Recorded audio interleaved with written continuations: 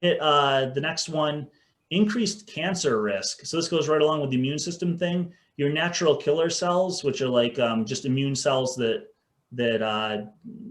target certain pathologies in your body. They're really important at fighting any sort of emerging tumor. They're always active in our body, and everyone has cancer to some very small degree, a few cancer cells. And your NK cells, your natural killer cells, are the things that are always attacking and keeping that under control so that it doesn't actually develop into a true cancer diagnosis. Getting 4 hours of sleep or less, which a lot of people do often, depletes your natural killer cells by 70%. So that's huge. Wow. That significantly increases your risk of cancer. And actually, I just learned this the other day. The WHO, the World Health Organization, recently added shift work, like graveyard shift workers, to their list of known carcinogens. So alongside like all the like chemicals and things that they've already identified that cause cancer, they've also added graveyard shifts to that list, and that's the WHO. Yeah, I want to chime in on that because that is so crazy that you just said that, because years ago, my former coach, James Fitzgerald from OPEX Fitness, told me that when he's doing lifestyle consulting with clients and they smoke and work the night shift, he tells them to quit the night shift first and then work on quitting smoking. Yep. And it is insane that you said it, because I haven't heard that. What you just said with the list of carcinogens, I haven't heard that.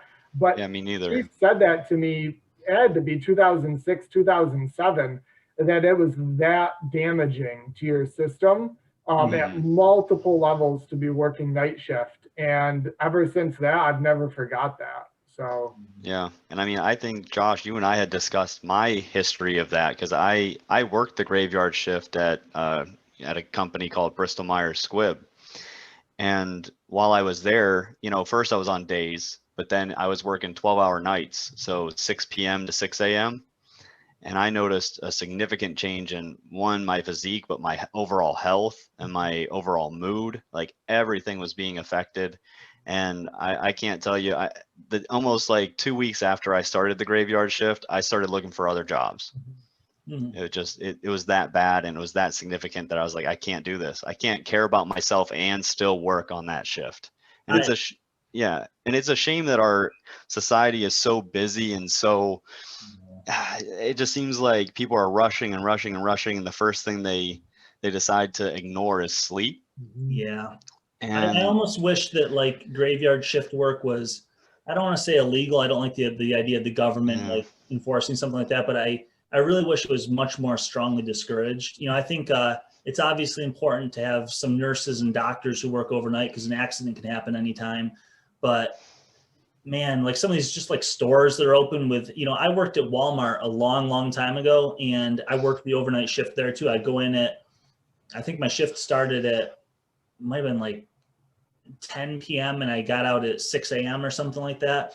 And I've never had worse health than I only stayed with it for about a month, and I just couldn't take it anymore. You know, you're walking out in the morning and you're blinking in the sunlight and your body has no idea what time it is.